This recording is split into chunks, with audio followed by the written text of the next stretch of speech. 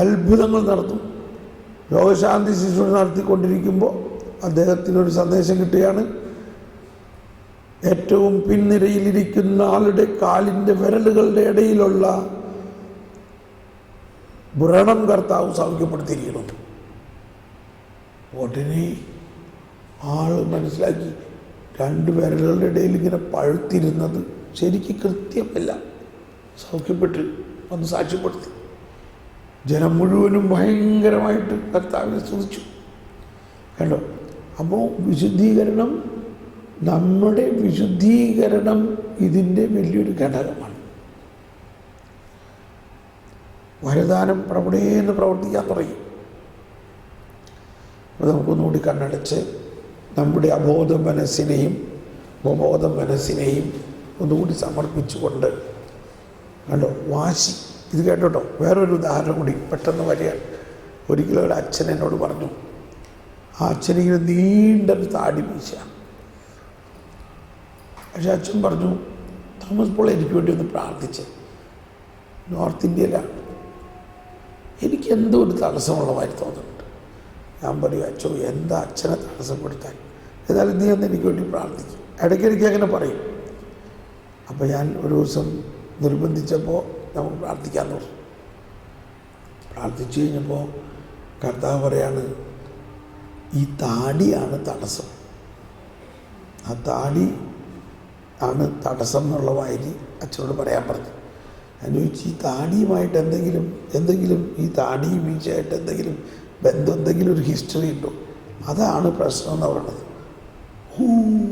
ശരിയാണ്, ഇതൊരു വാശിപ്പുറത്ത് വെച്ച താടിയാണ്.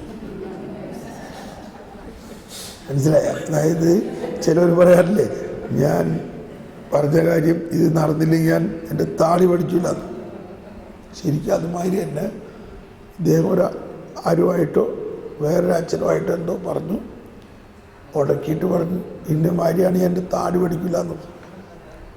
അപ്പോൾ അതുമാതിരിയായിപ്പോയി. അവൻ പിന്നെ താടി പിടിക്കാൻ പറ്റണില്ല, താടിയും. അപ്പോൾ ആ വാശി നിലനിൽക്കുകയാണ്, ആ വൈരാഗ്യം നിലനിൽക്കുകയാണ്. അപ്പോൾ ഞാൻ പറഞ്ഞു, അച്ഛൻ അത് വിട്ടുകളയും. ആ അച്ഛനോട് ക്ഷമിക്കുകയും അവരുമായിട്ട് രമ്യപ്പെട്ടിട്ട് താടി വലിച്ചതാണ്. ഇപ്പം മനസ്സിലായി. എന്നിട്ട് ആദ്യം അത് മനസ്സിൽ കണ്ട് ആ സാഹചര്യത്തിലേക്ക് കർത്താവിനെ വിട്ട് ആ സാഹചര്യവുമായിട്ട് രമ്യപ്പെട്ട് കർത്താവിനത് കൊടുത്ത് ആ വൈരാഗ്യം, ഇതെല്ലാം ദൈവരാജ്യത്തിൻ്റെ, ദൈവസ്നേഹത്തിൻ്റെ പുതിയ ഉടമ്പടിയുടെ എതിരാണത്. അങ്ങനെ അടുത്ത ആഴ്ച അച്ഛനെ കണ്ടിട്ട് ആർക്കും മനസ്സിലാവണില്ല. അച്ഛൻ്റെ താടിയെല്ലാം അത്രയും നീളമുള്ള താടിയൊക്കെ വളർത്തിട്ടുണ്ട്. പക്ഷേ അത് കഴിഞ്ഞതോടെ അച്ഛൻ്റെ ശുശ്രൂഷ ഭയങ്കര ശക്തമായി. അപ്പോൾ അങ്ങനെയാണ് ഈ വാശി, കോപം, മാത്സര്യം, ശത്രുത, കലഹം, വാശി, വൈരാഗ്യം, ഇതിൻ്റെ വേരുകൾ പിഴുതെടുക്കണമെന്ന് പറയുന്നത്. വേരുകൾ വരും. അപ്പോൾ ഒന്ന് പെട്ടെന്ന് നമ്മൾക്ക് അബോധ മനസ്സിൽ സമർപ്പിച്ചുകൊണ്ട് നമ്മുടെ അബോധ മനസ്സിൽ ആരോടെങ്കിലും പഴയകാലം മുതൽ, കുഞ്ഞുനാൾ മുതലുള്ള കോപം, മാത്സര്യം, ശത്രുത, കലഹം, വിഭാഗീയ ചിന്ത, വാശി, വൈരാഗ്യം, ഇതിൻ്റെയുള്ള വേരുകളെല്ലാം ദൈവമേ അങ്ങ് തന്നെ പിഴുതു മാറ്റണേ. പരിശുദ്ധാത്മാവേ അങ്ങ് തന്നെ പിഴുതു മാറ്റണമേ.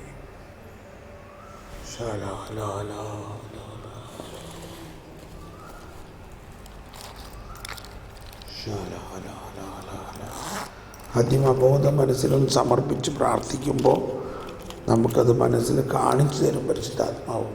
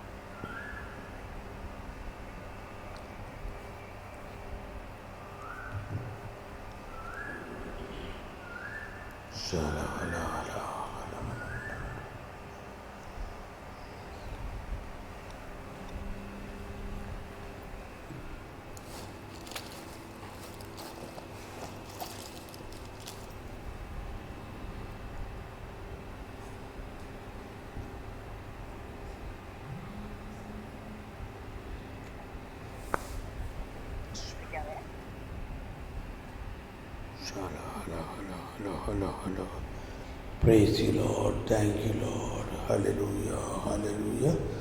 യേശുവേ സ്തോത്രം. യേശുവേ നന്ദി. യേശുവേ നന്ദി. യേശുവേ നന്ദി. യേശുവേ നന്ദി. യേശുവേ സ്തോത്രം. യേശുവേ നന്ദി. യേശുവേ നന്ദി. യേശുവേ സ്തോത്രം. യേശുവേ നന്ദി.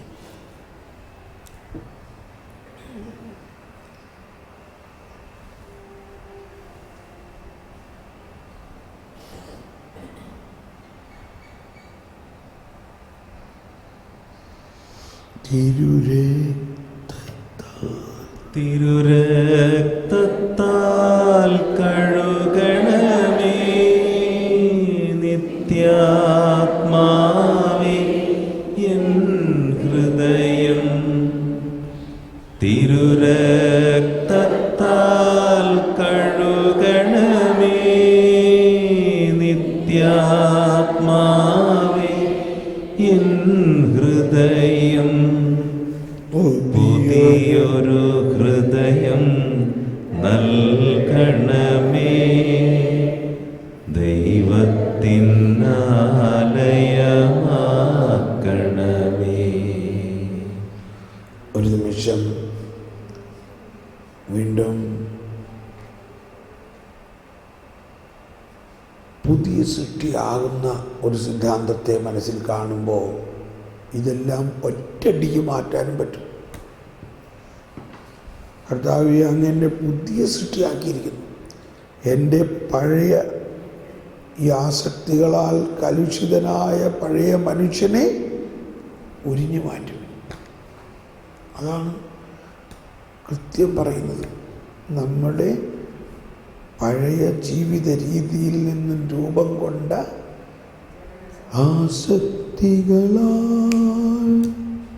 ആസക്തികളാൽ കലുഷിതമാമിൻ പഴയ മനുഷ്യനെ ദൂരെറിയോ,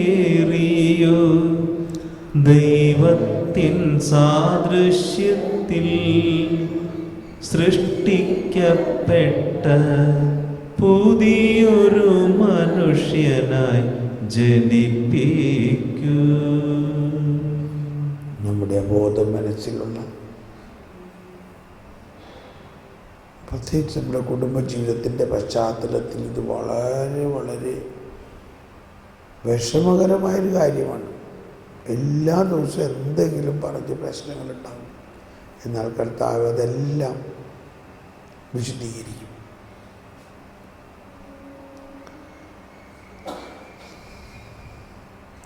സ്നേഹം എല്ലാം ക്ഷമിക്കുന്നു. സ്നേഹം എല്ലാവരെയും സ്വീകരിക്കുന്നു. സ്നേഹം എല്ലാം സഹിക്കുന്നു. സ്നേഹം എല്ലാത്തിനെയും അതിജീവിക്കുന്നു. ഇനി നമുക്ക് സാവധാനം ശക്തീകരണത്തിലേക്ക് നീങ്ങാം. പരിശുദ്ധാത്മാവിൻ്റെ ഫലങ്ങളും ദാനങ്ങളും കൊണ്ട് നിറയാൻ വേണ്ടി പ്രാർത്ഥിക്കാം. പരിശുദ്ധാത്മാവേ, ആത്മാവിൻ്റെ ഫലങ്ങൾ സ്നേഹം, ശാന്തി, ആനന്ദം. സ്നേഹം, ശാന്തി, സ്നേഹം, ശാന്തി, ആനന്ദത്താൽ, ക്ഷമയാൽ, ദയയാൽ, നന്മയാൽ. സ്നേഹം, ശാന്തി, ആനന്ദത്താൽ, ക്ഷമയാൽ, ദയയാൽ, നന്മയാൽ.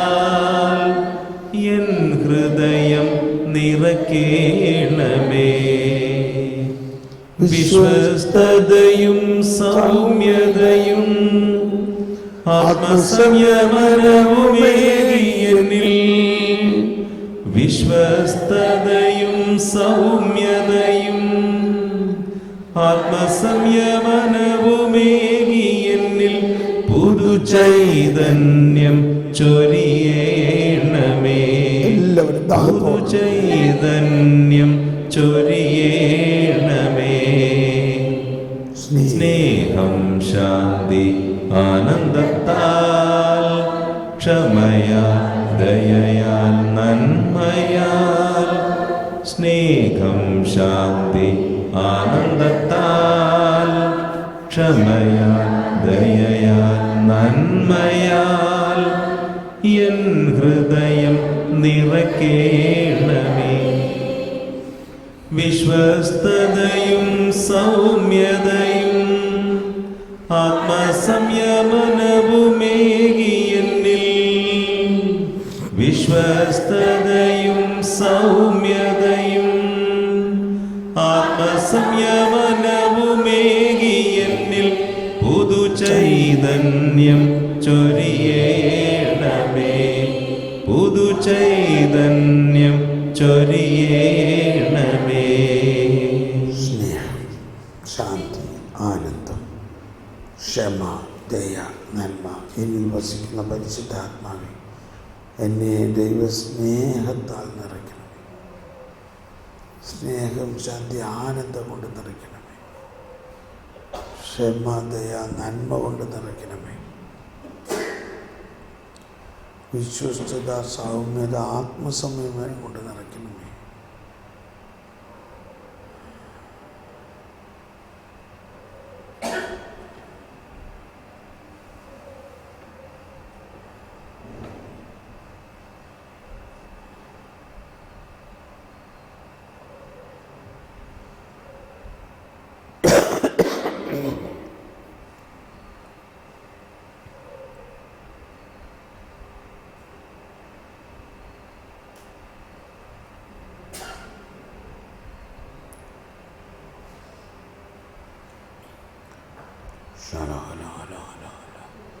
അതുപോലെ തന്നെ ജ്ഞാനം, വിവേകം, ബുദ്ധി, അതാണ് പ്രധാന മറ്റൊരു ഘടകം. ജ്ഞാനം, ദൈവിക ജ്ഞാനം കൊണ്ട് നിറയ്ക്കണമേ.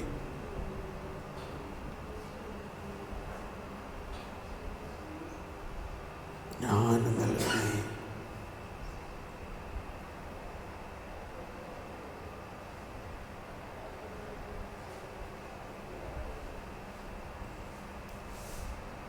ജ്ഞാനം നൽകണമേ.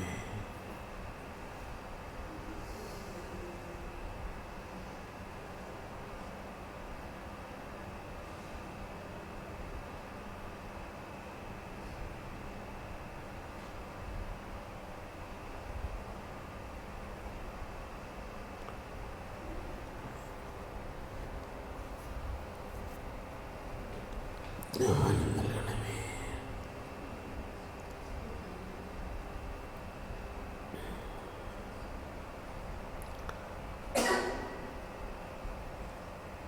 Wisdom, knowledge, understanding, ജ്ഞാനം, അറിവ്.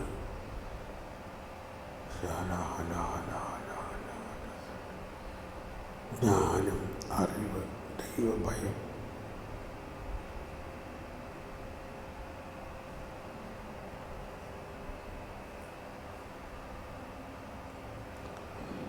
ജ്ഞാനം, അറിവ്, ദൈവഭയം.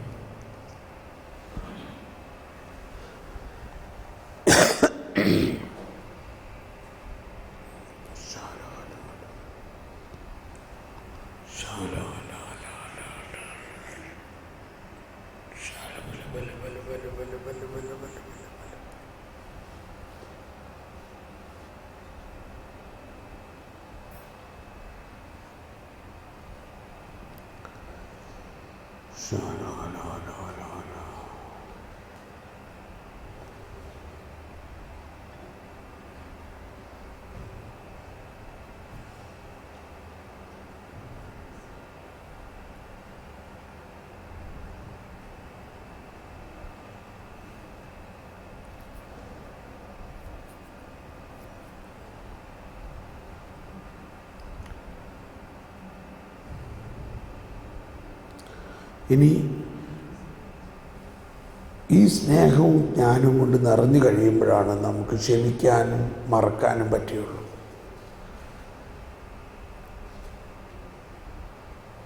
നമുക്ക് നമ്മളെ മനസ്സിൽ ആരോടെങ്കിലും വിദ്വേഷവും പ്രയാസമുണ്ടെങ്കിൽ അവരെ സ്നേഹിക്കുക, അവരോട് ക്ഷമിക്കുക.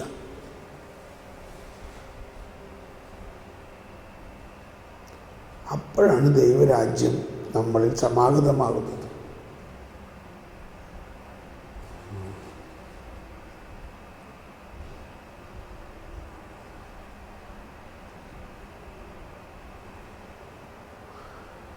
അവർ മനസ്സിൽ കണ്ടിട്ട് ക്ഷമിക്കുക, സ്നേഹിക്കുക.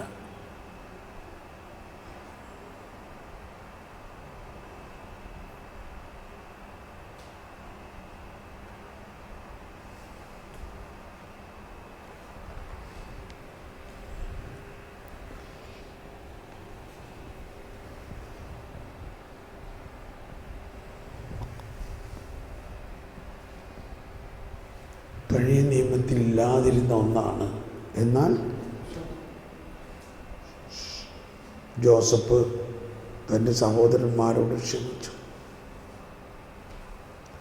പറഞ്ഞു, മനാസെ മുഴുവനും ഞാൻ മറന്നു കളയുന്നു. അങ്ങനെ മനാസെ എന്ന് മകന് പേരിട്ടു. കഴിഞ്ഞതെല്ലാം ഞാൻ മറന്ന് അവരോട് ക്ഷമിച്ചിരിക്കുന്നു. അതുകൊണ്ട് ആ സഹോദരന്മാരെ നേരിട്ട് കാണാനും അവരെ സ്നേഹിക്കാനും സാധിച്ചു. അതാണ് പുതിയ നിയമം. ആ വൈരാഗ്യം എല്ലാം കളഞ്ഞു. യാക്കോബിന് ഏസാവുമായിട്ട് ഒന്നിച്ച് ബദ്ധശത്രുക്കളായിരുന്നവരെ ഒന്നിച്ച് കെട്ടിപ്പിടിച്ച് ആലിംഗനം ചെയ്തു. അതിനു മുമ്പേ പറഞ്ഞു, യാക്കോബേ, ഇനി മുതൽ നിൻ്റെ പേര് ഇസ്രായേൽ എന്നായിരിക്കും. നീ ഒരു പുതിയ സൃഷ്ടിയായിരിക്കും.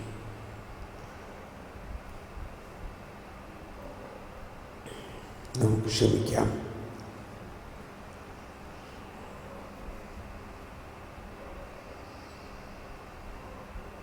യേശുവിൻ്റെ നാമത്തിൽ ഞാൻ നിങ്ങളോട് ക്ഷമിക്കുന്നു.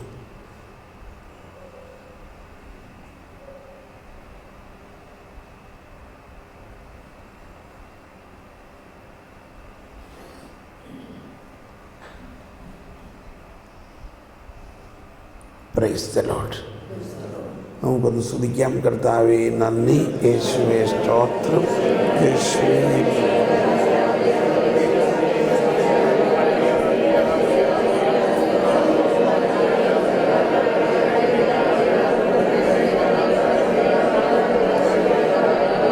Praise the Lord.